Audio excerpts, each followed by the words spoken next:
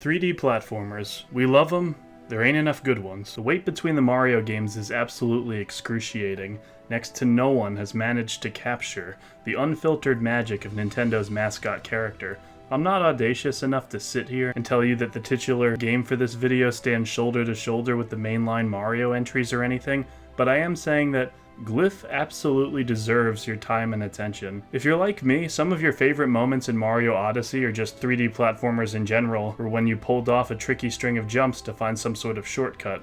To say that this is something Glyph has is an understatement. Don't take this footage at face value and assume it's something to the effect of Super Monkey Ball. Glyph's controls are nuanced, considered, and bottomless. Besides your typical jump, you're also given a slam, double jump, and glide. Physics are a part of the core experience that makes this game. It's a weird comparison, sure, but Exanima is another title that incorporates physics in such a way that it drastically raises the skill ceiling for mastery. Something with simpler, more finite controls like the End is Nigh has capacity for increased skill over time, sure, but with the nuance and complexity that real-time physics adds to the equation, the number of maneuvers you can get better at is limitless. Inputs are not binary or fixed feeling. Everything is degrees of intensity. This applies to all of the different things that Glyph can do. The sound effects for pulling off these moves are good, but like the soundtrack itself, it probably won't win any awards, but I personally really enjoyed it. Like Dust Force before it, it does a fantastic job of just getting you in the right mindset for really focusing on these levels.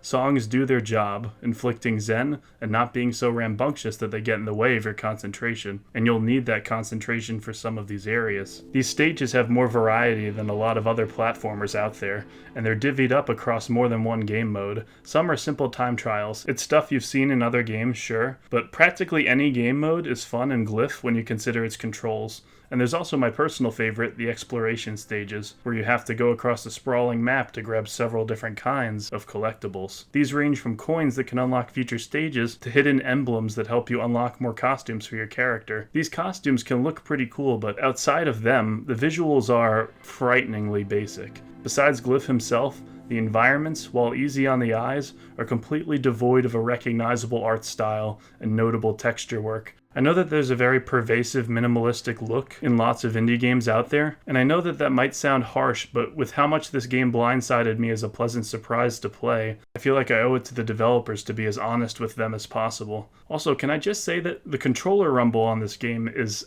so good. I know that might sound silly, but I feel as if rumble in a video game is so often an overlooked part of a title's design.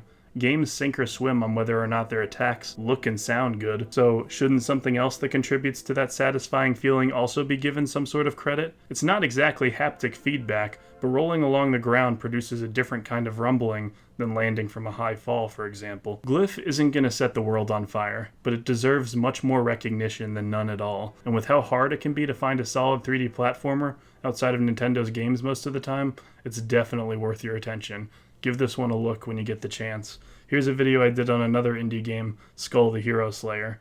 It's a very commonplace thing to see on this platform, yes, but since my videos don't appear in people's recommends as much as they used to, I feel it's important I ask that you like, subscribe, and leave a comment on the video if you enjoyed what you saw today. Thanks so much, and have a wonderful night.